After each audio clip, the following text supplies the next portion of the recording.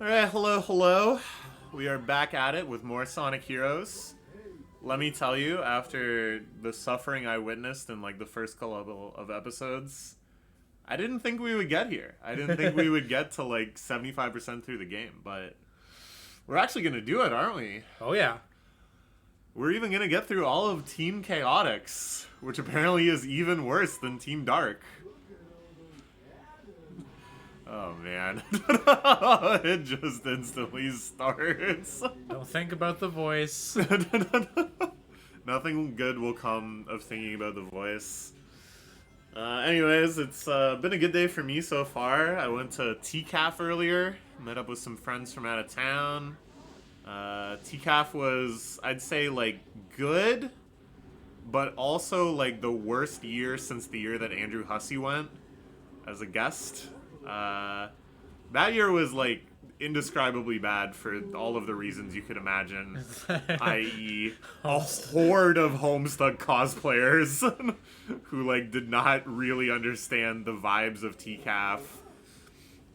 TCAF, the Toronto Comic Arts Festival, is, like, a convention focused on kind of, like, literary indie comic making and stuff, and like a lot of like niche comics and queer comics and independent publishers and literary graphic novels and all that kind of like pretentious crap. They also often will get like very high profile mangaka, or not like Akira Oda or something, but I saw Inio Asano there. Anno and his wife, Junji Ito's gone, I think, a couple times. Shintaro Kago was there once. That was crazy. The author of Kaze-san, the Yuri series, was there. The Witch Hat Academia author was there last year. Witch Hat Atelier? Atelier, yeah. I combined two series in my head there. So that's always really cool. This year there wasn't really any mangaka presence, which was already kind of odd. And they also changed location.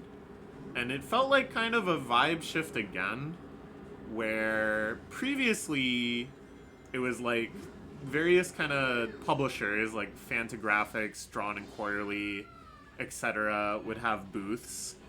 And then there would be like some number of indie comics selling zines and stuff, but it was maybe like 50-50, and there just like weren't really that many tables, period.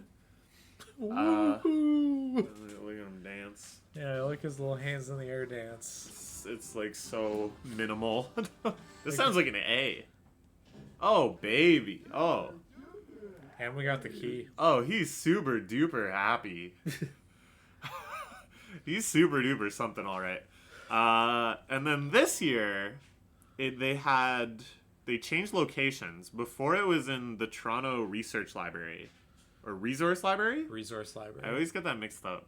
Which is this beautiful, beautiful, gigantic building that has like 5 floors, and they would spread the booths across like 3 floors. It was like really roomy and spacious. And here instead it was at the Matami Athletic Center, FKA Maple Leaf Gardens. Which is weird already. I can get that they wanted just like a on paper larger venue, but it's like instead of the floor space being divided among multiple floors and stuff, here there was like 2 floors and 2 rooms, but they were just like big flat rooms. And they just had all these tables in a grid, and it was packed. It was like way more packed than I can ever remember TCAF, besides the time that Andrew Hussey was there. Anyways, yeah, like the vibe of TCAF is like not cosplay. It's not really like fandom. Even when a pretty high profile mangaka comes, and obviously like their fans are there, they're not really there as like fans, if that makes sense. Like there's a certain sense of the academic to it. Which I'm not saying is like, oh, it's a better vibe or it's superior or whatever.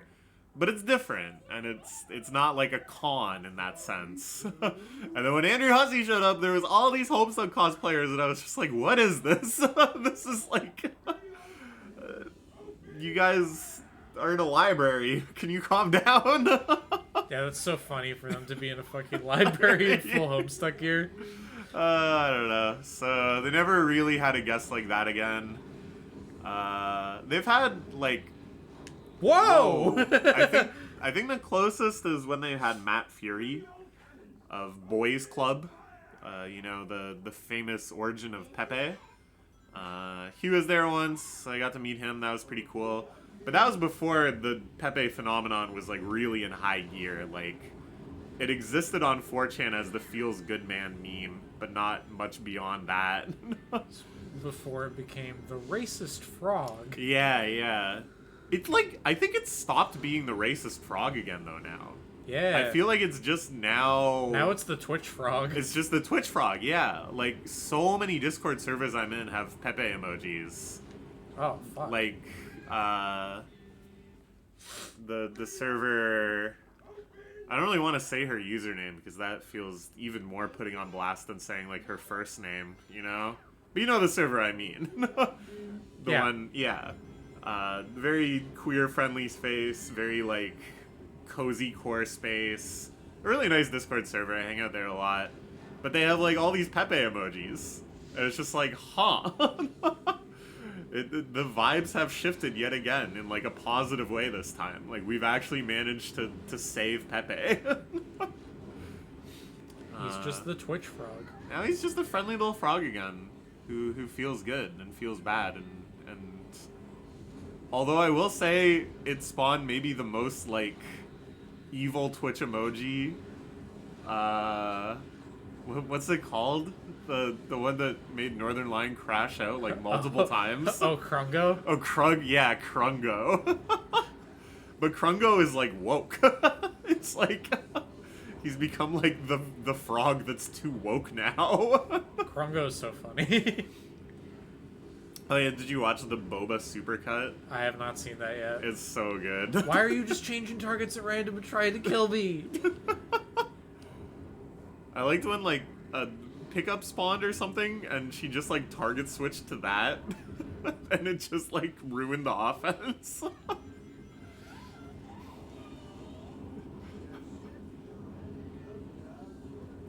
The ship still hasn't come down yet. The Oni plays in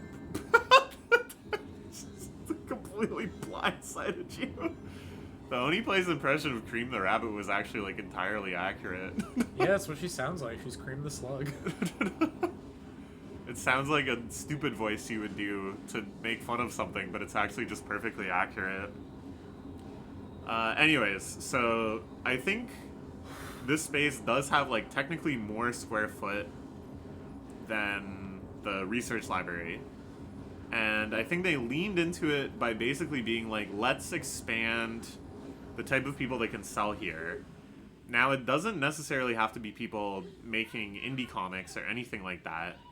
Let's just open it up to like the generic kind of artist alley type crowd.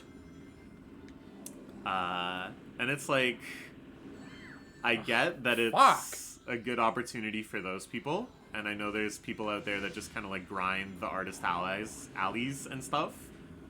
And it's not like I'm against that type of booth or anything, because we go and check those out at a lot of other places too, like Tomo Arts Market or Anime North or whatever.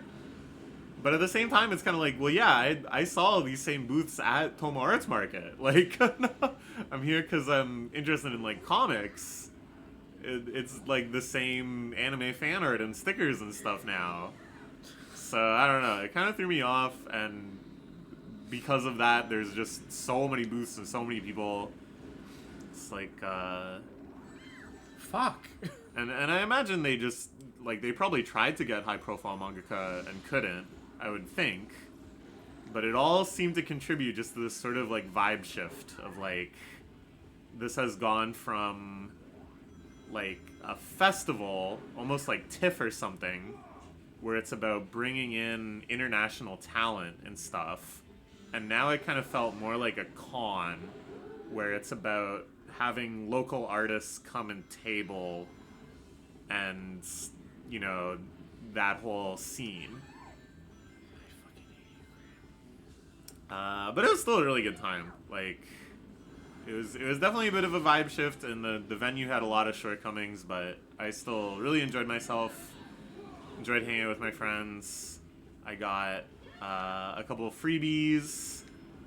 I got a free art book even. There was a booth advertising a new comics library that I think we should go check out. It's near College in Spadina. Nice job. That was somehow like the most difficult egg albatross ever. I don't know what the fuck happened. It just seemed like your guys were like hapless. Like, ridiculous stuff kept damaging you somehow. But at least you didn't die. Oh shit, it's KJH versus Zane. Zane up 2-0, unsurprisingly. We got Tipped Off 16 on the other monitor on mute. I'm checking that out occasionally as well. It's because Kalindi didn't go to Jenny and James' wedding. Why was Amy like air jacking off? Aw. Feel bad for the big guy.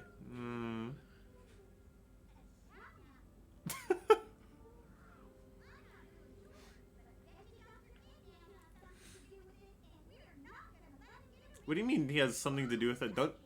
Didn't you just say he kidnapped the Chow?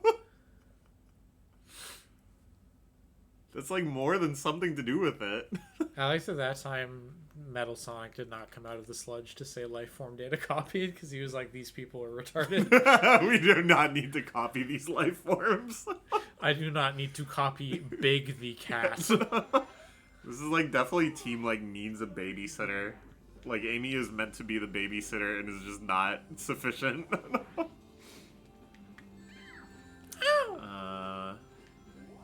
So yeah, they're opening this comics library. It sounds pretty cool. I think we should check it out sometime. And they were giving out like free art books. Someone's art book they just had free copies of. And it's a cool art book. It's like a full, like, nice release. And then I got a Golden Lovers zine. Yeah. Kenny Omega and Kota Ibushi, the dream team. The most yaoi baiting that wrestling has ever become. People are trying to innovate in that department, but it's just a pale imitation. Yeah. They're the goats of yaoi baiting in tag team wrestling. I was explaining it to my friend. He was very amused learning that wrestling had that. And I was like, it's kind of interesting because I'm like, oh, and one of them is Kenny Omega. And for some reason, I just assumed he would know Kenny Omega. Because now that... Why the fuck would he know Kenny Omega? Now that I've become, like, aware of Kenny... Oh, man. Big was doing strange maneuvers. Now that I've become aware of Kenny Omega, I feel like I see him, like, everywhere. It feels like he's just become, like, one of those nerd cultural ambassadors, you know? But I guess he's doing his best to be that guy, for sure. I wasn't, like... aware of that until I knew who he was, you know? Like, yeah. Even if I had seen him, it wouldn't register to me as, like, the same person each time or whatever. So, I don't know. But yeah. Good little haul. Talked to the person selling the Golden Lovers zine about sports shonen. Recommended her Hinamaru Sumo. She said she'd check it out. I'm doing the Lord's work on that one. Whoa! Ooh, and I learned about, oh, this was really embarrassing. This was, like, strange and embarrassing, and I'm not really sure why this happened. So, I saw a booth that was talking about, like, a new conference of academic literary study of comics. That they're forming, like, an academic society. And they had, like, a conference with, like, speakers, and I think a journal is in the works. And I was like, oh, man, this is, like, really cool. And I think, you know, we were talking about this. I said basically, like, I don't think you need academia to give something legitimacy. And I don't think it's like, oh, finally comics are being studied. Comics have been studied the entire time. But I do think the fact that in academia, you can make it so people's jobs, their careers, what they do full-time for a living is studying a subject and publishing literature about a subject. And I think that's important. Like, I think that, not because it's legitimizing, but because it creates a lot of good work. So we were talking about this, and for some reason, I said, you know, I went to university, I was in grad school, and then he was like, oh, what grad program were you in? And I went to, like, a graduate program, but it was for, like, government administration, you know? I was just trying to get a job. I did not go to grad school for English. But I said, oh yeah, I got a master's in comparative lit. And I think in the moment, I just wanted to signal to him, I'm cool. So you just lied about So a degree? I just lied. And I, like, was watching myself lying about having this degree, and I'm like, why did I say that? Like, where did that come from? But it was too late. And then he was like, oh, where did you do that? I was like, oh, at Laurier, which is where I got my undergrad. And then he was like, oh, do you know, like, so-and-so? And I was like, the name kind of sounds familiar. It's like, oh, yeah, well, they're part of this committee. They were just at the conference we had. Oh, that's great. Yeah, no, maybe we cross paths. I was just like, what am I doing? Why did I say that? Because it's like, this actually does sound cool, and I would love to, like, submit a paper to their journal or give a talk at their conference or something. But now, this guy who runs it, I just, like, told this lie to for no reason. I don't know. Maybe if I encounter him again and he, like, brings up, I'd be like, oh, I didn't say that. Go for the lie into gaslight combo. Uh-oh. Okay. I got the timing right on the thing, and then I just completely missed the, You just didn't grab it. We got Axe Kodo. Axe, infamously the Marth Slayer. So yeah, that was very strange. I don't know what made me do that. I'm not usually the type to do that. I just really wanted, not just that you would think I'm cool, but that I wanted to, like, say what you're doing is cool, and I'm saying it from, like, a position of authority or something. I don't know. I just didn't want him to be like, yeah, I'm just some random saying this. But I wanted to be like, as a fellow scholar or whatever. Well, you have, like, a desperate need to be validated as an intellectual, so that is honestly, in retrospect, not that surprising. Yeah. But usually I do that just by, like, saying shit. I don't usually lie. I usually just, like, make shit up. Usually I come up with some way to try to use the truth to that end. Oh my god, Cream. Can you please go get a speech therapist? Well, she doesn't need a speech therapist. That's just how women sound. Is that true? Are you... Oh, another trans woman being sexist. Uh-huh. Is that the first time we've seen the Team Blast? No, I've used it. Oh, I never noticed that. That's crazy. I actually really like that animation. It's Yeah, fun. it's cute. It's almost, I don't know. Has a nice dreamlike energy. It's raining. Get your umbrella out, dog. It's raining cats and frogs. Anyways, it does still sound cool. I hope that my strange, insecure lie doesn't actually prevent me from helping out with it or something. Yeah, tcaf, good. That's not even the main thing on our agenda today. Neither is offering some commentary on Tipped Off, where Axe is up 1-0 on Kodorin. Let's go. And Hungry Box is out at 33rd. Woo! makes it the bracket of the year automatically.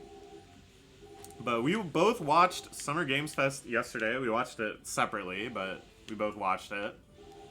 And as is tradition on this Let's Play channel, we're gonna go through... No, I was so close. Don't fucking do this to me. That sounded so genuinely desperate. I'm sorry. You sounded like you were getting dumped or something.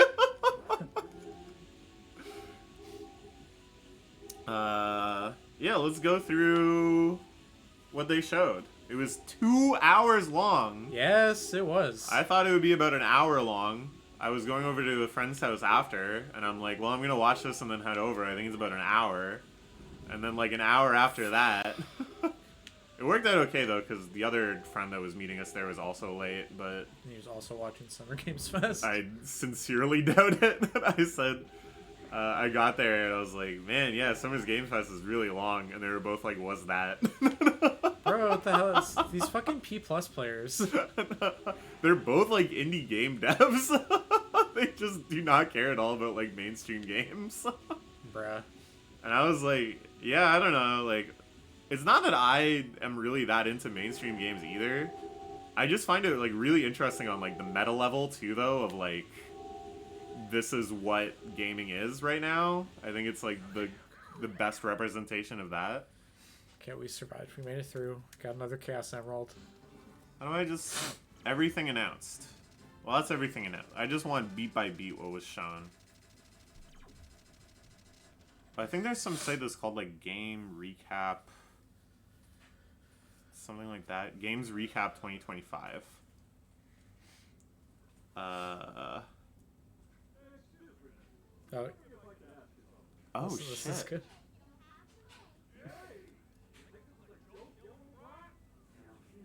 They spelled HAFTA in a really weird way.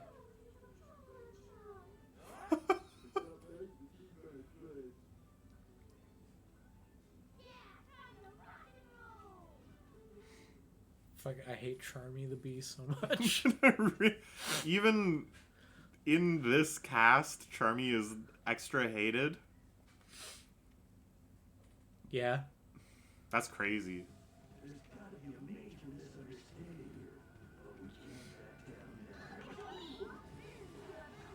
Axe up 2-0, I think. They haven't updated scores.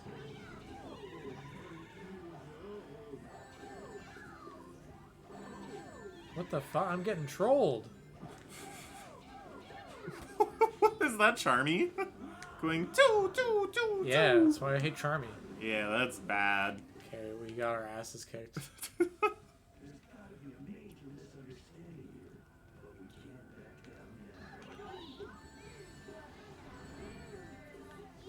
Okay. Oh my god.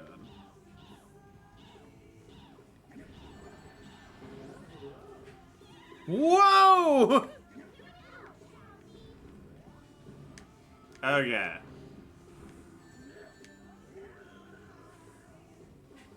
Alright, I think this has everything. I'm Big the Cat. I'm Big the Cat, I'm Big the Cat, I'm Big the Cat, I'm Big the Cat. All you gotta do is kill this fucking croc. Okay, we got there. It's so abrupt. Ooh, Axe losing this one bad.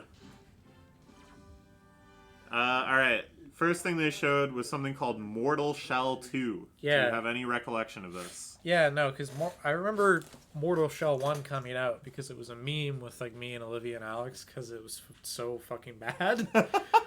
But this game, honestly, the trailer made it look really sick. It made it look like they maybe made some changes to have it not just be a total Dark Souls clone. Yeah, I was gonna say, this is one of the many Souls-likes that we saw at the conference.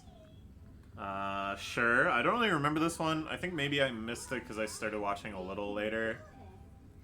Then there's Fortnite Galactic Battle, which is just... they were talking about it in the aforementioned server, and I was like, what the hell even is Fortnite? Because they were talking about, like, infiltrating the Death Star and stuff. Sure. That shit made me laugh. That was, like, the second thing they talked about was the fucking, like, Fortnite Star Wars. Yup. Fortnite is big news. Oh man, it's time for the Haunted Castle. Hooray. Then they showed the Death Stranding trailer, Yeah. where it was just like people talking. There's like a guy talking at his like psychiatry appointment. Yeah. I mean, that game is out like very shortly. It's not like you really need to show off that much more. Yeah, I gotta replay Death Stranding run so I can play too. Yeah. I want to watch you play that. I think that's another great example of a game that really interests me, and I enjoyed watching it as much as I did. But I have no desire to play myself. Just seems like too much effort. Then there's a game called Chronicles Medieval. Yeah, I did not. Does this make any impression on you? I mean, I paid attention to the trailer, but I don't know. It's clearly not for me. Yeah, sure. Ooh, and then... It's like some sort of RTS. Is it? I think so, yeah. That's very surprising to me. That's a rare genre. There was like a Game of Thrones RTS. I saw too. that though. Yeah, that was one really bizarre. really shocked me, because that's like, there's not really any like big deal, big budget Game of Thrones video games, is there? No, there was like a Telltale game. Oh, like a story kind of Yeah. adventure game, Yeah. but not. Yeah, you'd think there would be a Souls-like, perhaps, Bruh. cinematic action game type game. I don't know. It feels like an underutilized property for the cultural impact it had. Maybe there's restrictions on what they can do. Like I thought it was funny. Also, the trailer put like a heavy emphasis on like, and the story can end in any way you want. It's just like everyone hated the ending to Game of Thrones. Now play this RTS and make Jon Snow work for the Night King. That's great. I was like, okay. Speaking of a fever dream for fans, Sonic Racing Cross Worlds. They put Hatsune Miku in the kart racer. Mario Kart World is fucking mogged. Mario Kart World looks like dog shit compared to fucking Ichiban Kasuga, Hatsune Miku, and Joker from Persona 5. And don't forget Minecraft Steve. Oh yeah! They stole him from Smash Ultimate. But yeah, I don't know. It could be fun. I haven't played any of the Sonic kart racing games. They're fun. It kind of feels like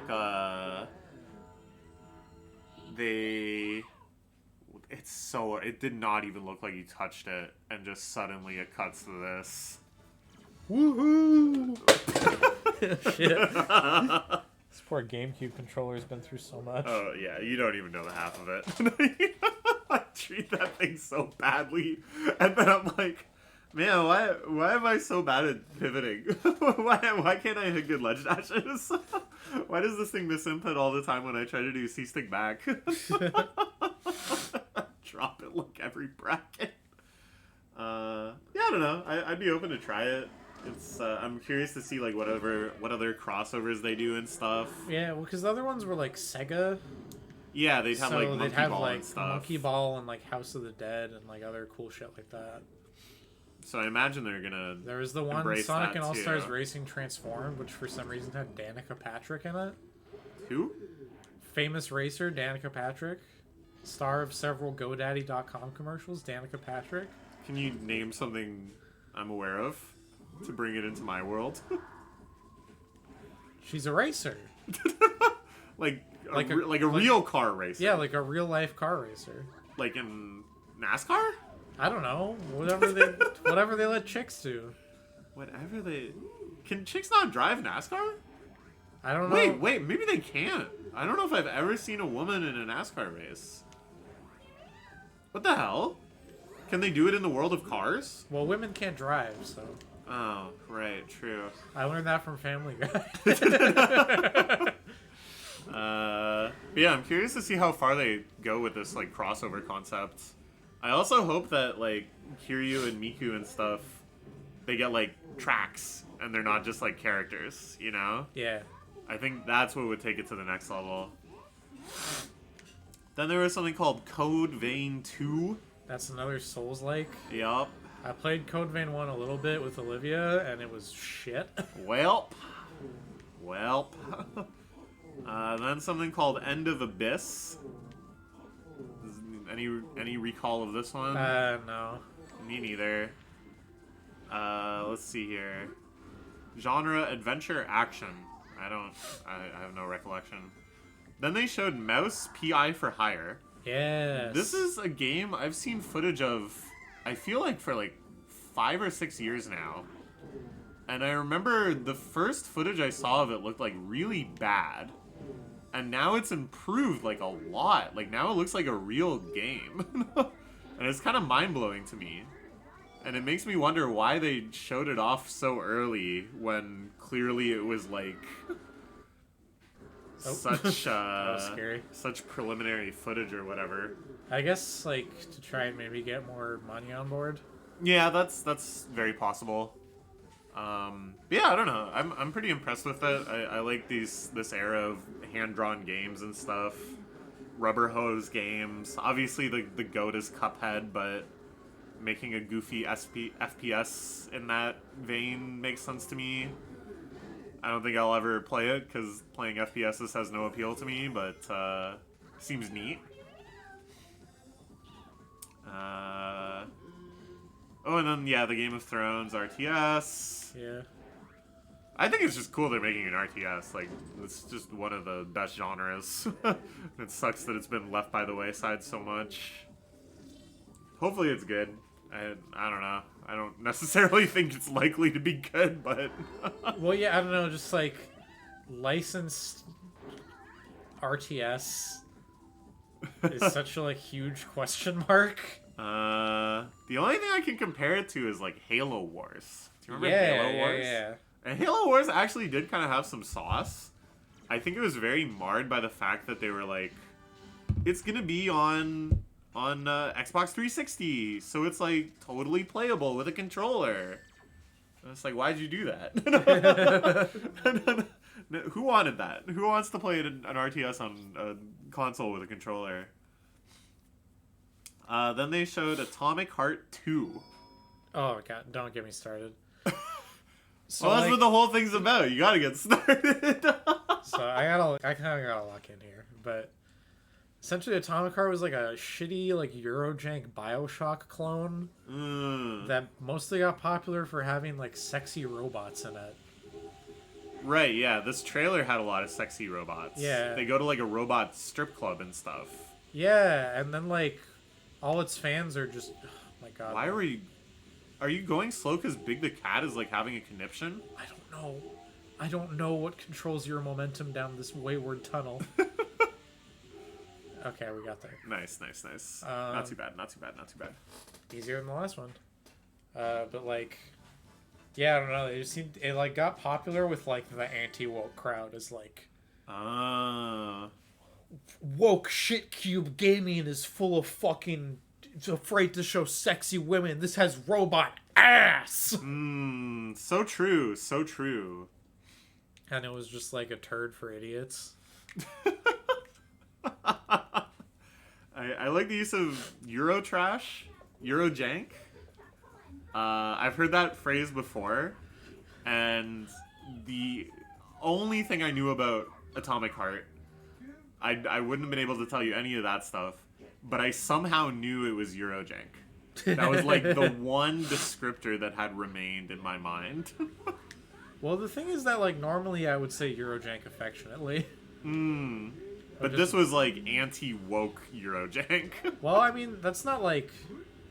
I don't think the game itself had any like anti-woke stuff in it, but it's just like the audience they've courted and are now pandering to are people who are like, you can't put sexy women in games anymore, listen to Grums.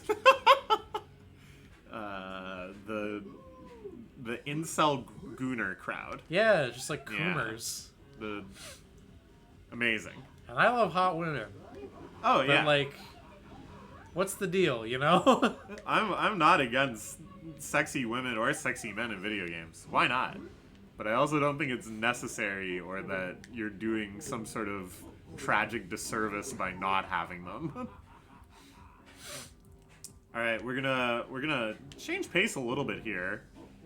I was just added on a server I'm in and linked an "Am I Overreacting" post, which is great. I encourage everyone to tag me when they see a good one in case I miss it. Am I overreacting to my wife getting off to... My wife. Guess which male celebrity is causing this guy to feel insecure because his wife is having a pretty wild crush on this person. Like... Someone near and dear to our heart. Colin Mockery. That's shockingly close. Oh God. They may have collaborated before. Another Canadian celebrity. Ryan Reynolds? No. Ryan Gosling? No, someone much less conventionally a sex symbol. But I won't say unattractive, because I gotta say I find him a little charming too in his own way. I don't know, you gotta tell me. It is, of course, Nathan Fielder. Nathan Fielder! My wife and I started watching the show The Rehearsal, blah blah blah.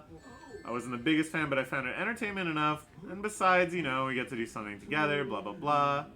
She seemed to really love it, and I noticed her having an emotional reaction to some of the episodes, even during going so far as to cry during the episode where Nathan tricks the kid into believing Nathan is his dad, incidentally. That is like one of the more affecting hours of television I've seen. For sure, for sure.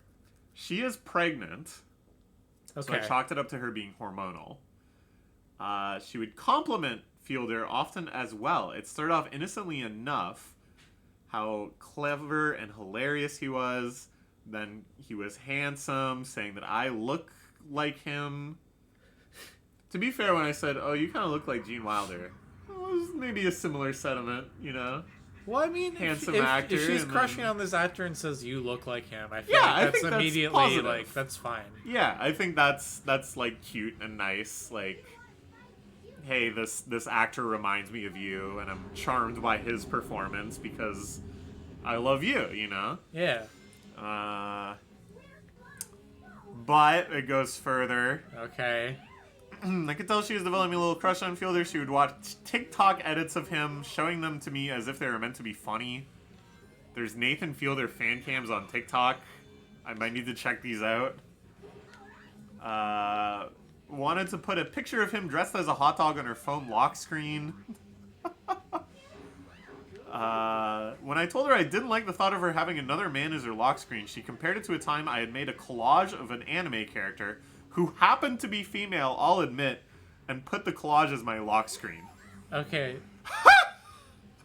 I had to admit, I hadn't understood why this had upset her at the time, but now faced with this Fielder nonsense, I feel differently. Caring about who's on the phone lock screen is so like you're 16. Yeah, that one. You're gonna be a father soon. You gotta like not be insecure about that. And it's not like it's a sexy picture of Nathan. It's him in the hot dog outfit with the one with the motivational blackmail, presumably. Yeah. It's a great episode. Wow.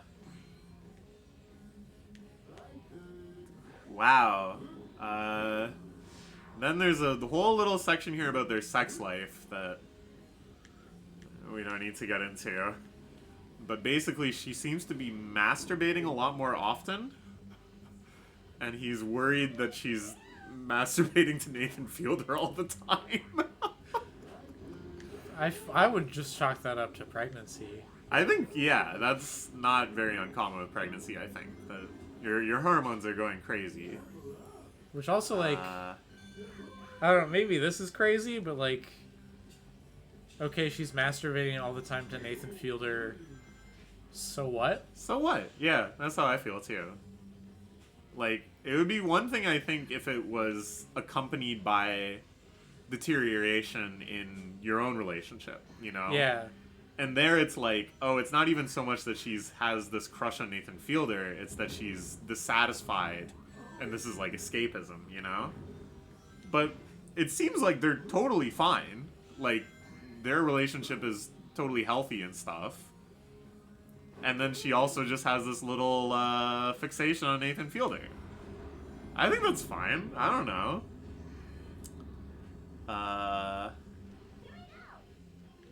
Yeah. It seemed like he put together a little timeline in his mind with the Netflix continue watching tab, and it seemed like she had been masturbating while watching Nathan For You, which is just very, very funny. That's like surely impossible. I jumped up and straight up asked her if this was true. She gave me a blank stare and seemed confused, but I already knew the answer. No, you didn't. She gave you a blank stare because you're being a fucking weirdo. This has got to be a troll, man. This has got to be a troll. I don't know. Is this real? He's making all sorts of jokes in the reply. I feel... I don't know. Whatever. But yeah, everybody is either saying you're trolling, you're making a joke about something from the rehearsal or Nathan For You, to which OP is like replying with another joke, or being like, no, you are definitely overreacting. Oh man.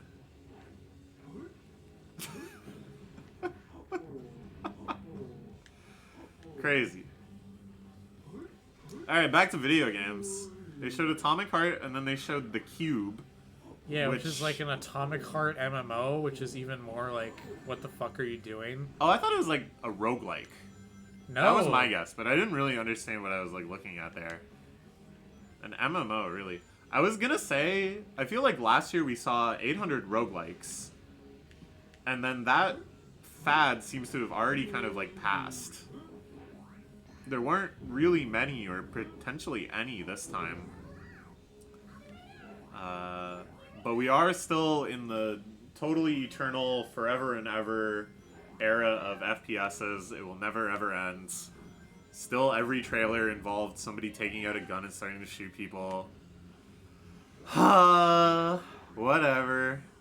Then they showed Marvel Cosmic Invasion, which is like the side-scrolling beat-em-up one. Yeah, that seemed huge for guys who are like 40. Yep. Good for them. Whatever. It looked fun. I don't know. Then they showed the new Onimusha game. Could be good. Yeah, it looked cool. It's very cool that franchise is coming back. And I'm just happy that they're bringing it back and just making a new game, a new entry, and it's not just Onimusha remastered or whatever. Yeah, making a new one is like, okay. And it seems like a good time for it. Everybody's into this kind of like dark samurai. Yeah, there's a lot of... Oh, good job, Junebug. Easy 3-0 for June.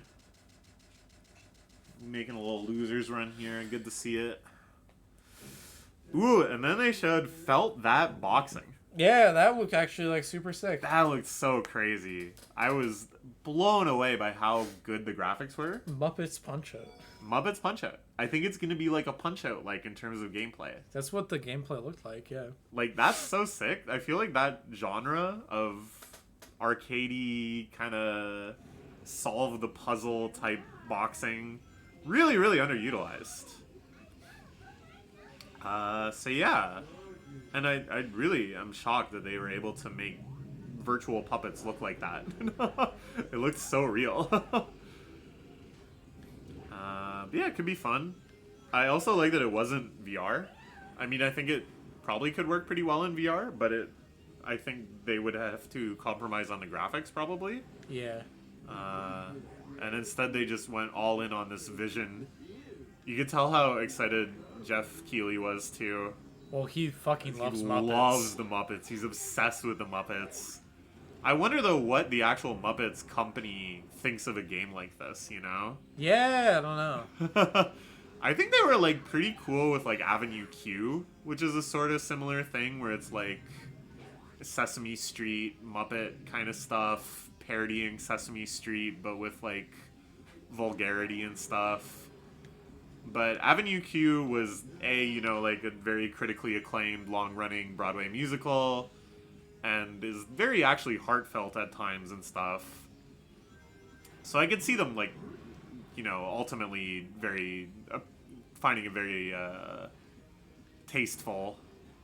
But something like this where it feels more like it's just kind of the joke is and they're Muppets, you know?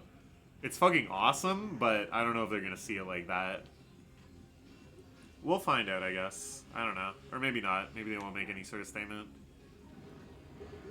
Then they showed a game called Killer Inn, which was like a mafia werewolf deduction type game. Yeah. Friend Slop, Friend perhaps.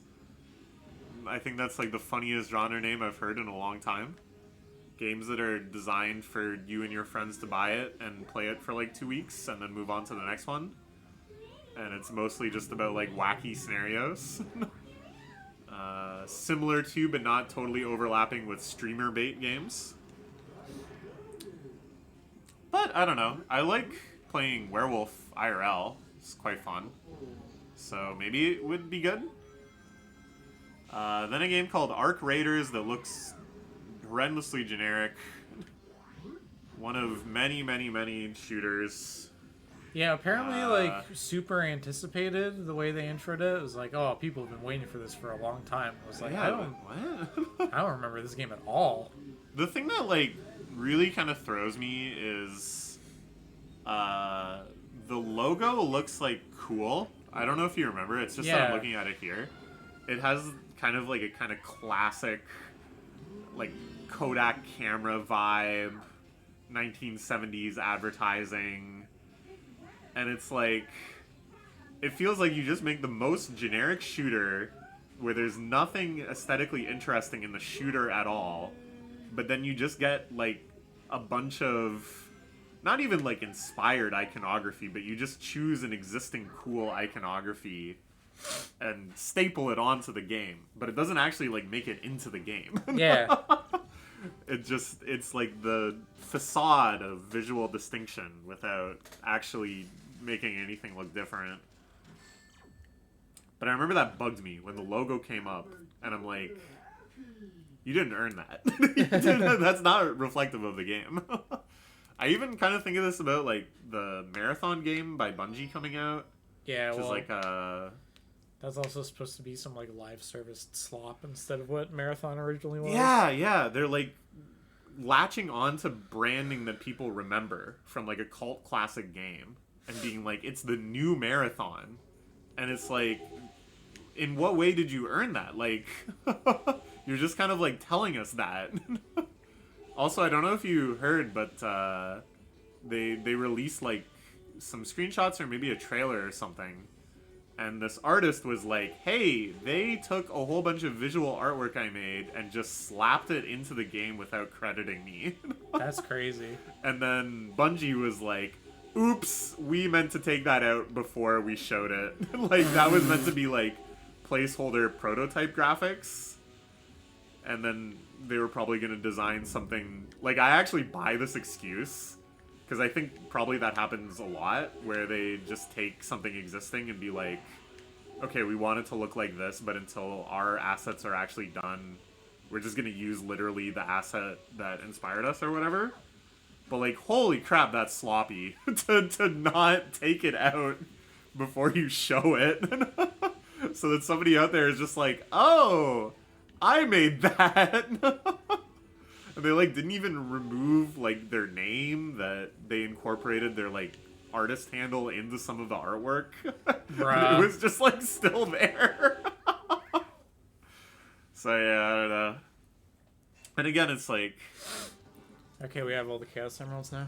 oh shit, congrats. I knew we would probably just get them at Team Rose, so... Yeah. Now you don't have to worry about that at all. Which is great, because Team Codex is a fucking nightmare. Yeah, fuck that. Okay, then they showed Dune Awakening, which also looked like FPS slop. Yeah, it looks like Star Wars Outlaws or something. It looks like some sort of like third-person action game. I don't know. I remember like, because I was doing daily games on my phone or something. I looked up, and they were like, "You get to be Paul Atreides or whatever." Atreides. You get to step foot on the world of Doom, and then it just showed him like shooting dudes with a sniper rifle, and I'm like, wow. Well, it was like some random Fremen woman, and then like a random like Harkonnen guy.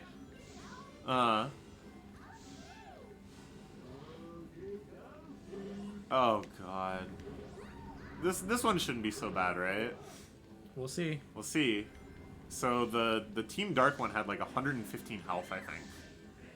I'm curious how much this one will have. Anyways, yeah, I don't know. It's just the default genre has been...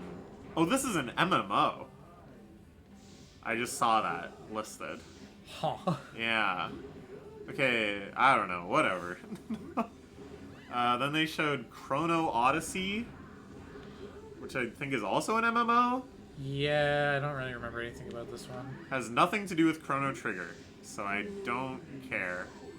Okay. Then they showed a trailer for Wuthering Waves, which is a MOBA game that's like already out. Wow, it has 150 health. That's crazy. Maybe it takes damage faster or something though. I don't know. Hopefully you can just cheese it out here.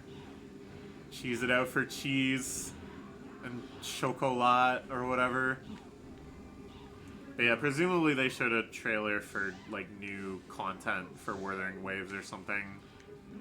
All these MOBA games just look the same to me. I don't know. Arknights, Wuthering Waves, even the Hoyoverse ones. I can't tell them apart. And that's fine. The last thing in the world I need is to start playing one of those games and get sucked in. I'd rather just look at them all with ignorant disdain than lose my mind to them. Oh, then there's a game called Mio Memories in Orbit, which was like a Metroidvania platformer kind of thing. That made me perk up because that's like a genre I actually play sometimes. It looked like movement core. I've noticed more and more platformers seem to be very, very focused on movement mechanics, which I think is like great, but I don't know. It's kind of like I've noticed a lot of platform. I can't think of a good example for platformers, but for platform fighters, a lot of indie platform fighters, it's like, yo, check it out. You can wave dash just like in Melee. And it's like, yeah, wave dashing is fun. Wave dashing is something I love about Melee. But it's just, it feels like almost putting the cart before the horse to just be like, we made this game so you can wave dash, you know? Rather than like, it's a good game and you can wave dash. I don't know. It feels similar that it's like, yeah, you get like Celeste-style dashing and wall jumping and all this stuff. And it's like... I don't know, like, Celeste wasn't great because... What the... Dr. Eggman, please stop being bad. Oh my god, this is kind of embarrassing. Oh shit. Whoa, what?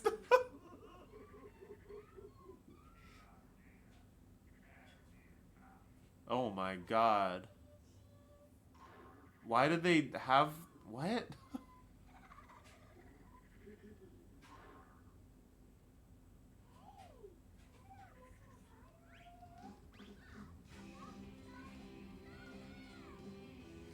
So, like, who actually defeated the Egg Knight thing? It's different in every story. But then, like, all of the stories end up happening. Yeah. But they can't all have happened because then who killed the egg thing? Great question. Okay. Anyways, yeah, it's a movement core Metroidvania. Then there was a game called Out of Worlds, which was like a stop motion thing. Oh, that looked cool. Yeah.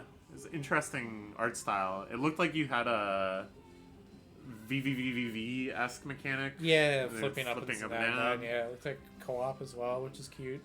And the general like pace of the game and stuff reminded me of a game called Out of This World. Do you know that game? No. It's actually really, really sick. I think you'd really like it. It's like a slow-paced platformer where it's all about like... It's not like puzzles per se, but just kind of like game planning rooms and stuff. And it has all sorts of cool little things in it.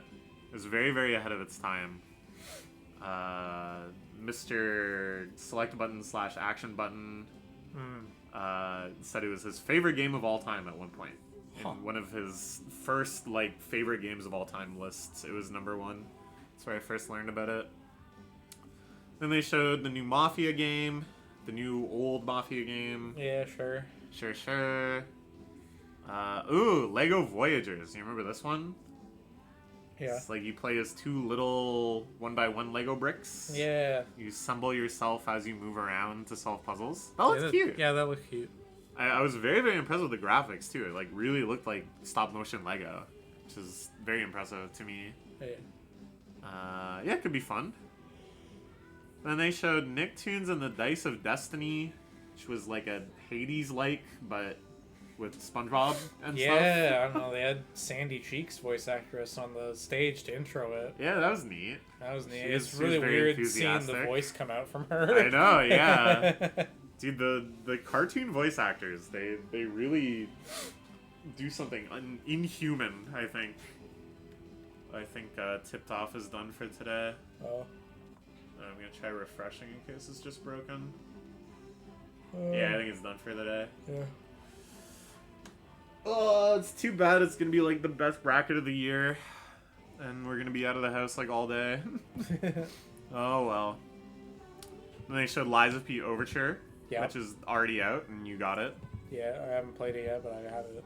Then they showed a game called Fractured Blooms, which had like a weird, like, horror trailer where it was like whispering voices and stuff, if you remember. Yeah, there was like Silent Hill meets anime or something. And I was Yeah. like, this looks just like the aesthetics of like the trailer voiceover and then what the game actually looks like were completely at odds to me. Yes, it has way too like anime core art, I think. Like it was really glossy anime core art. I think they introed it as like Doki Doki Literature Club meets Silent Hill. Yeah. And I was like, that sounds bad. Yeah, I was like, that sounds horrible.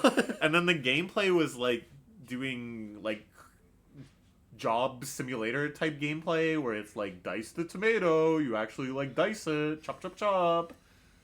And it's, I don't know, very weird. Then Blade and Soul Neo, which is like an ass-based MMO. Yeah. Sure. Blade and Soul Heroes, which I think is a MOBA gay.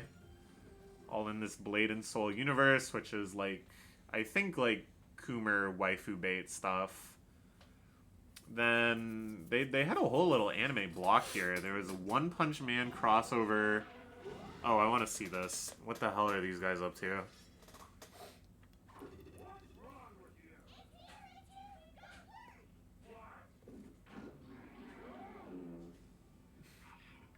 Now that's awesome.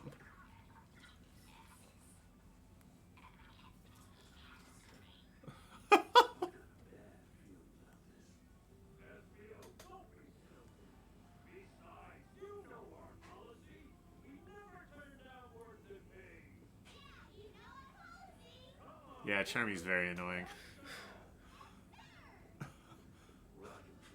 Roger. So the crocodile's like the leader? Yeah. Okay. Find 10 hermit crabs. Here we go. Here we go! I'm so excited to see this. I've been promised that this is the actual worst one ever. Yeah, the...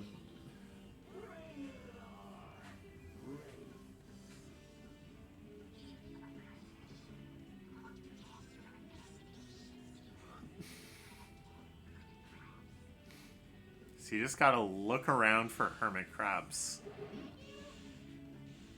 That's kind of cool, I guess. There's one.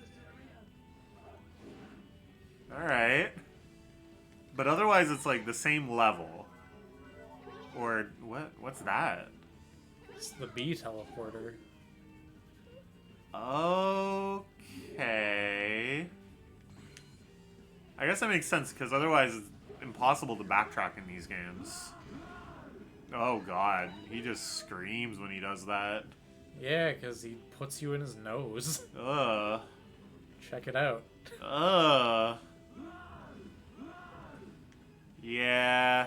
Oh, there's a hermit crab! Go back, go back, go back. See? It's in the flowers. Huh. Yeah.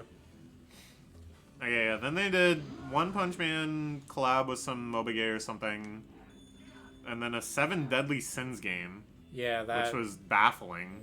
My eyes rolled into the back of my skull. Is that like a... What the fuck?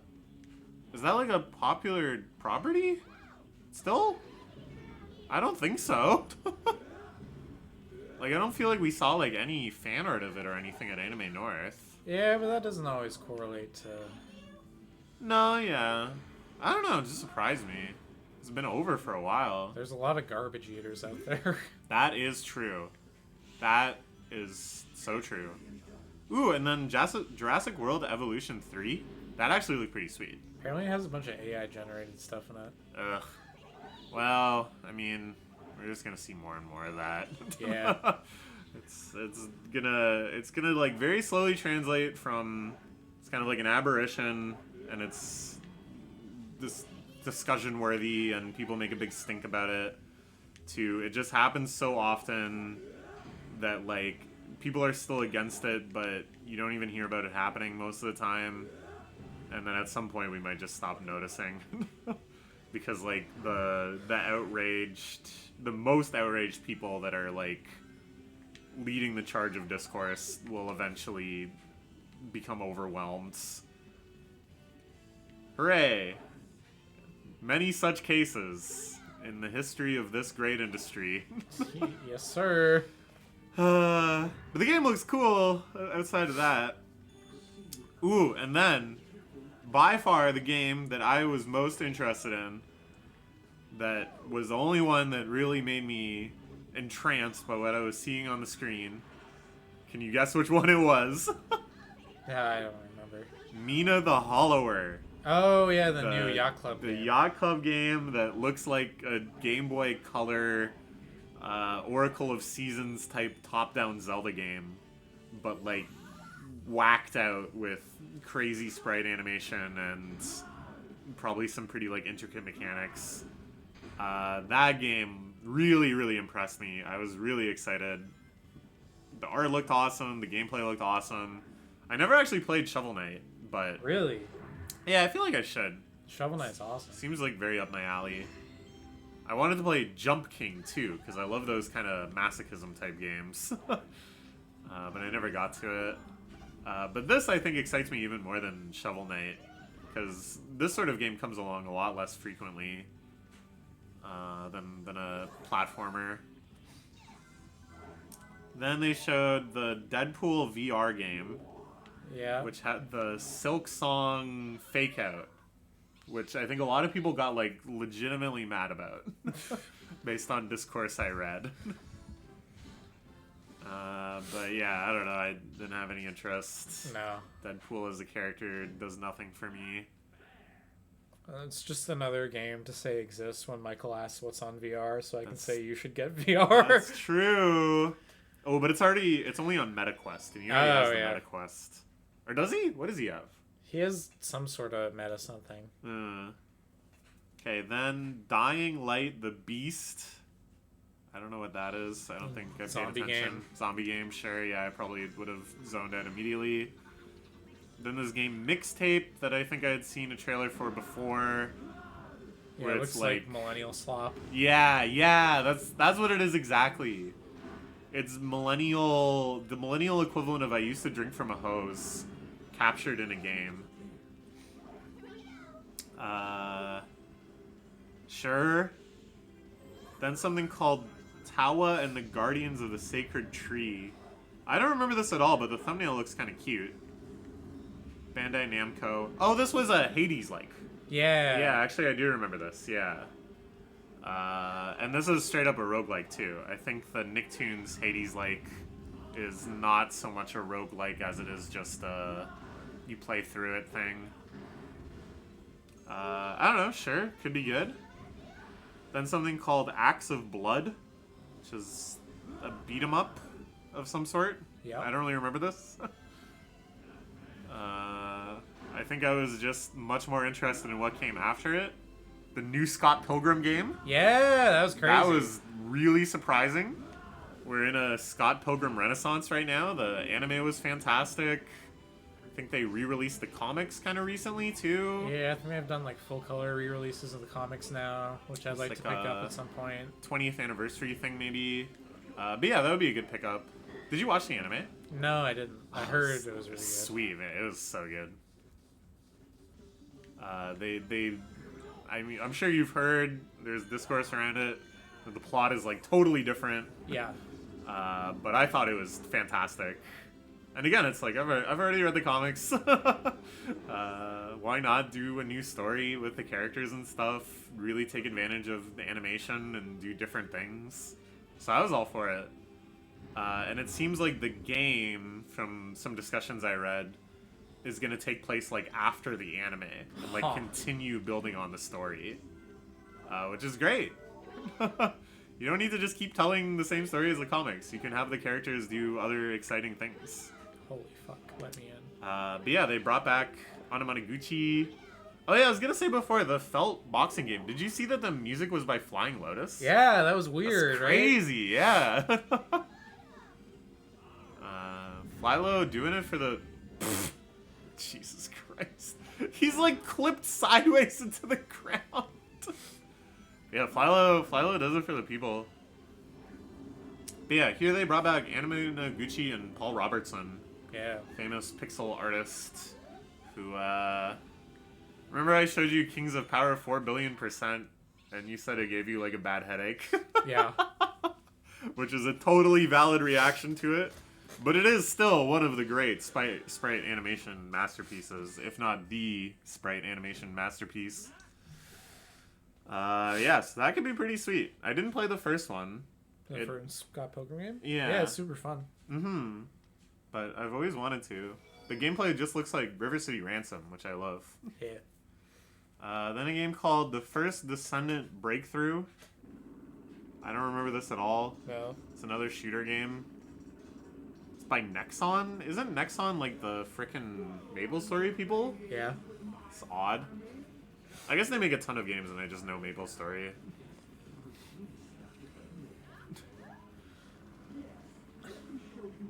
Yeah, why are you even fighting Dr. Eggman? You have no beef with him. Because he's here, because we've been killing his robots. Oh, well, you left him there. What a psycho! Then they showed a game called Scum. Oh yeah, that was like the open world survival crafting game that was like shit hard. Yup. Sure. Shit hard, baby. Then something called Mind's Eye. I don't remember this either. Oh yeah, that one looks kind of interesting. I think at this point I was getting fatigued. A lot of these games did not make any impression on me. What kind of game was it? Some sort of story-based, like, third-person shooter. Nah, of course. At least if there's, like, an interesting story, it might be good. Because, like, I don't know, I complain about shooters all the time, but, like, Death Stranding is, like, kind of that. Death Stranding is not really a shooter. Well, you can shoot. You can shoot. But then you also have your piss and shit grenades. Piss or shit? I guess they never piss, huh? Then they showed a new Hitman thing for the... Yeah, oh yeah, Mads Mikkelsen as Le Chiffre from Casino Royale as an elusive target. And they brought out Mads Mikkelsen. I was very happy to see It's him. pretty I cool. love him. That's the like kind of rogue-like Hitman expansion thing? No. Oh, what is it? The elusive targets are just like limited time celebrity crossover targets. Oh, no, I meant, sorry, World of Assassination. Yeah, that's the one that has the roguelike mode in it. Oh, but it's okay, just okay. 1, 2, and 3 matched into one. Oh, okay. Okay, I see. I just remember Northern Line playing it a bit. That's like my only exposure, really. But it seemed fun. Yeah. It's some sort of food detritus. Then they showed off Lego Party. Which Yeah. seemed like it could be fun. I don't know. Friend Slop. but Lego themed. The only thing I saw about it was just someone being like, wait until its last turn and Apollo lands on Lego chance time. Yeah! Could be good. Wow, this 85 of them. That's great. This reminds me of playing Shadow the Hedgehog. Yep. And that was not fun. There's a lot of things I liked about that game, but trying to complete specific paths was not one of them. It's one of my favorite Sonic games, but yeah. Yeah. Then they showed Wildgate, which I'm seeing is action first-person shooter, so that explains why I don't remember it at all. It says open beta. Is this like a hero shooter, maybe? I don't fucking know. Then they showed a game called Blighted, which is a Metroidvania. Apparently. I don't really remember this either. Do you remember this? Eggman, you bad man. Okay. Then they showed a game called Ill, which was some sort of like horror shooter thing. Yeah. Any impression? Not really. Then a game called Mecha Break. Yeah, I've heard Which that's is, really fun. Oh yeah? Yeah. It's Mecha, that's cool. Oh yeah! I want to watch you play Armored Core. Yeah, I've still got it. We got it, yeah. We gotta set that up. That game is so entertaining. Then there is Infinitesimals, another shooter, but they're like small and you shoot like bugs and stuff. I Yeah. remember this one. At least the setting is interesting. Even though the gameplay looks like the same fucking thing as the 80 other games they showed. Then the Street Fighter 6 new character announcement with Kenny Omega. That was cool. That was pretty sweet. Always Love to see Kenny. let's see Kenny. How does the entire world not know Kenny? Then a game called Last Flag, which was like really trying, I think, to be like, we have the spirit of TF2, Yeah. because it's a hero shooter, and they named the classes like the same as TF2 classes, and they made it kind of look goofy and cartoony, and like the characters had personality. And even in this server that I've mentioned a few times now, we were watching this and chatting about it, and she asked, is this the new TF2? And I said, there will never be a new TF2. We have strayed too far from God's light. That's true. I think The best you can hope for is being the new Overwatch, which Exactly. is Marvel Rivals. Exactly. Overwatch, I think, took a real genre, a fun genre, which is like the Team Fortress genre, which actually had a lot of variants and stuff back in the day, and turned it into competition slop by incorporating the worst structural elements of like MOBAs.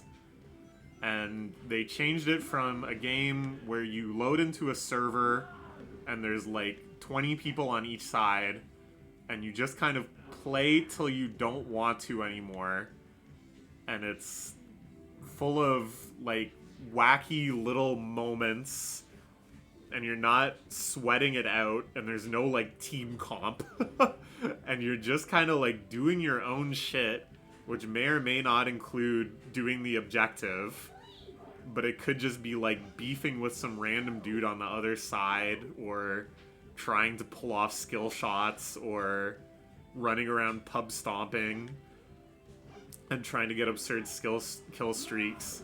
And all of this can just kind of like coexist in the game happening. I'm not saying this all off the top of my dome, by the way. Me and Ryan talked about this a lot, because Ryan's a big TF2 enjoyer. And I played quite a bit of TF2 back in the day, too, because occasionally I could find a server that even on dial-up would run, like, okay. And it was a joy. Because I could finally play an online game. And I would just run around as Demo Man and try to blow shit up, and it felt great.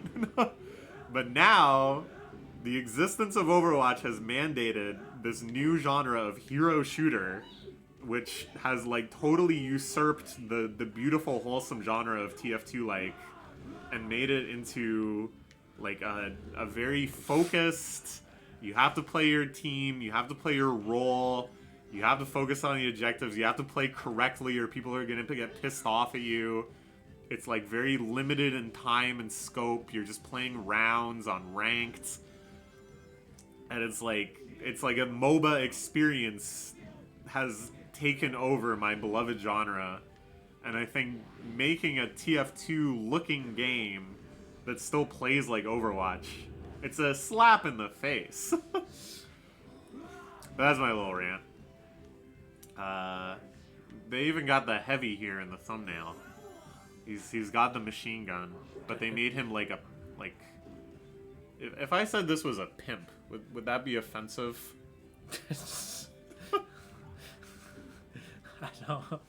I don't know. I need you to weigh in on this. Then they had something called Wu Chang Fallen Feathers. I don't remember this one at all. Yeah, this is like the new Chinese Souls-like. It's got the Wukong hype. Is that going to be a thing now? Games out of China are actually getting a ton of buzz because everybody loved Wukong. I don't know if everybody loved Wukong. Nah? It feels like before it came out, there was an insane amount of hype. But yeah, it doesn't seem like it had a ton of cultural impacts. And then the Wu-Tang Clan game. Oh yeah, the Wu-Tang Clan game. That was funny. That's like kind of sick, I'm not gonna lie. You know, I was talking about it. What the fuck? Are you a Dark Templar? What was that? Oh yeah, Espio's a chameleon, so he can turn invisible. Alright. Why not? You know, we were talking about this before, like, we're so far beyond the age of selling out that now it's expected that every musician is like a brand and they like sell a million things. Yeah. And it's like, it kind of sucks that that's the world we're in. But musicians are also like getting paid way less than ever before, so it makes sense. Anyways, all of that is to say that if this is the Wu-Tang Clan's version of it, to make a video game where you play as like a warrior trying to like save them from evil, that's awesome. I think there was like another Wu-Tang Clan fighting game like way back in the day too. So they got a proud legacy. And I don't know, I imagine it's like not gonna be very good, but I think the soundtrack will be good. They played a couple like Wu-Tang instrumentals during the trailer. I like that. Then they showed Guild Wars 2. I don't remember this at all. It's absurd that this game is still getting support. It came out in like 2008 or something. Yeah. What's crazy to me is that there's like a few people I know that were hella into Guild Wars 1 and are like, Guild Wars 2 is an abomination. You know, that's the type of friend I make. Yeah. And unbearable nerds, yeah. Yeah. And Guild Wars 1 is actually still getting support too. Huh. There's still like a diehard crowd that swears by Guild Wars 1. So I don't know. It's like surprising, but not that unsurprising. I think the more crazy thing is that it's getting shown at Summer Games Fest. Then they showed some Cyberpunk 2077 thing. Yeah, they're just being like, it's on Switch. It's on Switch. Wow. Then they showed, I remember this, Into the Unwell. Which is that looked another interesting. hand-drawn, cartoony type game. It felt very inspired by Cuphead. A devil even shows up that kind of looks like the Cuphead devil. Yeah. And then it's like kind of like a Hades-like, I think. Isometric action roguelike. Yeah. If I recall. Could be fun. Fun genre. Then they showed Splitgate 2. This also looks...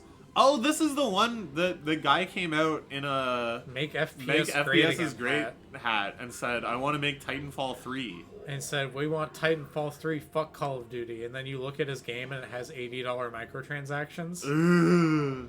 Because it's just like, obviously you're like retarded chud. Yeah, obviously you actually have no ideas or value. Wearing the parody MAGA hat to try and market your fucking gay-ass FPS.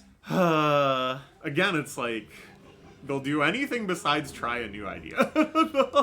They just want to do anything to create the veneer of originality here it's not even the veneer of originality; it's the veneer of like nostalgia. But it's all the same game.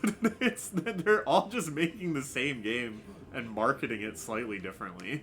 This is why marketing is truly a great evil upon the world, and I say that as somebody that works in marketing. Alright, then we got the heaters. Stranger Than Heaven. Oh, yes! Looks like a banger. I'm so excited for that. As soon as they said the new game from RGG Studios, I was like, fucking Project Century. Yeah, Let's yeah. fucking go. We saw a trailer for this... somewhere. At last year's Game Awards, perhaps? Yeah, I think at the Game Awards they showed just like a teaser of like, Yeah. you're gonna be in 40s Japan or whatever. Yeah. It looks sick nasty. It looks awesome. The setting... It's interesting because I'm like... To me, the awesome part of Yakuza is just like the fact that you get to roam around such like a rich, detailed, realistic-ish environment and go to like konbini and go to all these hobby hotspots and like the mini games. Obviously I'm a huge fan of, and it's like I want to see that represented in this setting, in this time period. But then also it's like historically this was like not a good time to be in Japan. It's like a time of severe economic depression and poverty and stuff. So I'm very curious how they'll do it. But I think at the very least it's going to be like really interesting. Even if it is like a more sobering, less goofy, less fun times kind of environment. I think it'll be, I don't know. I cannot imagine that it's not going to be good. And then, Resident Evil Requiem. Yeah, the way they revealed this was so funny. Because first it was just announcing that there's a Capcom sale on with Maggie Robertson. Yeah. Which I was like, well, that's cool. She's calling me a stupid man thing. I like that. And then having her be like, and here's a message from the series creator. And he goes, we need just a little longer, but Resident Evil 9 is coming. And by a little longer, he meant 20 minutes. That was amazing. I've never seen that sort of fake out done before. Because that's like such a cliche, the announcement of the announcement. I think it's like a shareholder move in some sense, where the market will react to the fact that you've just confirmed that it's coming. So you say it a little earlier than you have anything to show. And there's many examples of that. But then to fake you out and you think it's that, and then to actually just show the game later in the same conference. And to do like the stealth trailer too, where they don't reveal that it's Resident Evil for a while. Yeah, like I didn't really know what it was. They were doing this whole like FBI thing. I was like, is this maybe like Control 2 or something? Like, I don't know. I just wasn't sure what the idea was supposed to be. And then they just show a flash of the destroyed Raccoon City Police Department, and I was like, we're so back. Yeah, really curious about this one. I'm very interesting to see. Fucking like... Alyssa Ashcroft's daughter. Oh yeah, it's you so said... funny. Alyssa like Ashcroft is a character in Resident Evil Outbreak, which is like Whoa. this 5-character episodic spin-off title for like the PS2 that no one really likes. Huh. Because it's not very good. They're like, it's canon. Well, she's referenced in like Resident Evil 7 briefly in a way that I thought was just an Easter egg, but apparently is just supposed to be like, so she survived that game's events maybe, or she died in that game. And that because she was like a journalist who was like researching Umbrella, who'd had like her memories altered by Umbrella to like keep some sort of dark company secret. Sure. Sounds very Resident Evil-y. And now you play as her daughter. Alright, why not? Who's an FBI agent who's like stinky and does too much paperwork or something. Your classic overworked woman FBI trope. Maybe she empathizes with the villain on some deep psychosexual level. Will Wesker come back? Is he still the villain? He's been dead for a while. Zombie Wesker. He died in Resident Evil 5. He died in the volcano when Chris punched the boulder. Obviously. Yeah, I love Resident Evil. I love all these games. We've been in a fucking renaissance with like great, not just new games, but even like all the remakes have been really good. Except for Resident Evil 3 remake, but even that's like a fun game. It's just not a good remake of 3. Mm-hmm. But like, getting to finally see Raccoon City in this sort of post-apocalypse like rebuild is really interesting. Do you think knowing that that's going to be the setting lends credence to this idea that it's like open world or open zone or whatever? I mean, I could see it, but I don't know. I'll wait until there's gameplay. Yeah. There's I'm not really any point speculating yet. I'm mostly curious about if they're going to keep it first person like they have for the past 2 games, or if they're going back to third person. Mm-hmm. Did they give any sort of like launch timeline or anything? Yeah, it's coming out February 27th, 2026. Oh wow, that's actually not that far from now. Yeah, Yeah, it's that's crazy. hype. Yeah, let's go. I assume we're going to hear more about it later this summer or in the fall. It's also part of the celebration of the 30th anniversary of the franchise, which just makes me want to replay every game again. Well, we started playing the Resident Evil 2 remake. Yeah, we played through the Leon campaign. We didn't Yeah. play through the Claire campaign. That was pretty fun to watch, I gotta say. It's a great game. I got a little spooked. I enjoy getting spooked by it when I'm not playing. When I am playing, it's like more stressful. Well, that's everything they showed at Summer Games Fest. How did you find the show overall? I thought it was alright. I thought mostly was kind of like mediocre stuff, but then obviously the last 2 reveals are like huge me core. I feel like if they had cut it down to an hour and just kept the most interesting hour. Oh, that was scary. Yeah, I thought it might have just crashed. I would have been like super pumped about it.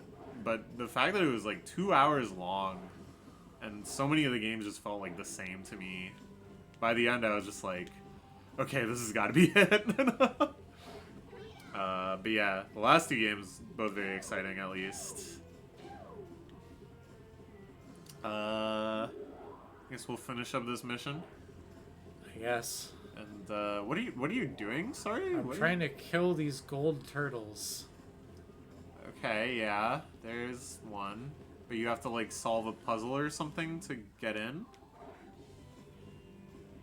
Oh, man, Kevin. Oh, wow. Who's able to goon playing this game? Kai gooning playing Mario Kart World.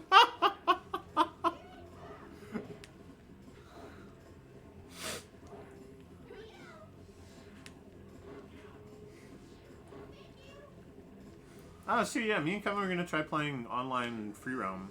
Oh, nice. Yeah. I said, oh, I'll be around tonight. Maybe after this, I'll try that out with him. I don't know. It's like, free roam is way more fun than I expected. I could just do it for hours, I think. Just vibe the hell out, you know? Oh yeah, I was talking to my friend last night, and we were talking about free roam and how much fun it was. Because we ended up just playing free roam, like, me and his girlfriend and his girlfriend's friend, just watching him play free roam and chatting for like an hour, maybe even 2 hours. It's just like hypnotic. And I was like, yeah, dude, imagine just taking like an edible and just monging out and playing it. And he was like, monging out, what is that? And I'm like, oh yeah, I don't really know, I just heard it on Peep Show. I'm like, it might actually be like really offensive. And he's like, yeah, do you think it's like mongoloid? I'm like, ooh, yeah, it might be. I was just like, but it somehow like captures the mood, you know? Whatever it means, it's like correct. But yeah, I don't know, maybe it's time to mong out to some to free roam. Let's beat the boss here, and then we can call it an episode. A Sounds supersized good. episode. Supersized episode. Talking tcaf, talking Summer Games Fest. Is there any other showcases you're gonna watch? There's like an Xbox showcase tomorrow, which I'll probably watch just for the sake of it. Oh, you'll probably not, because we're gonna be seeing a movie around then. Yeah, I mean later. Later, okay, yeah. Sure. It says Nintendo Direct to be announced. I don't think that's happening, man. You're gonna be waiting a while for that announcement. Yeah, I don't think Nintendo's gonna direct anything for a little while. Yeah, man, they're gonna let the console speak for itself. We just pre-ordered the Donkey Kong game today. Very, very excited about that. There goes Charmy B.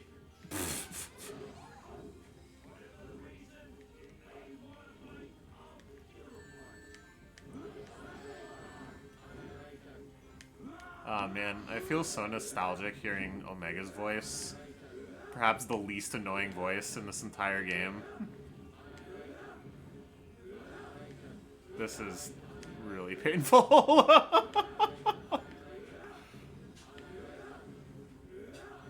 There you go.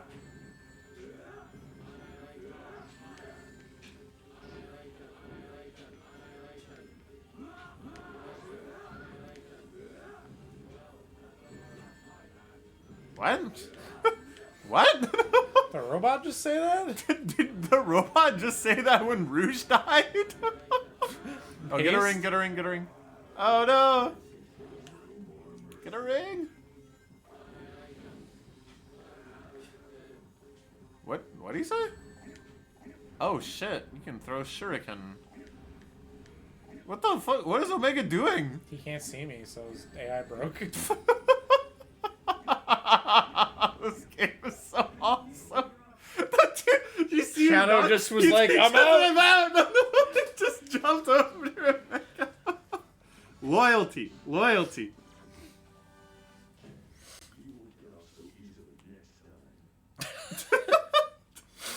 Okay. Okay then. Alright. Goodbye.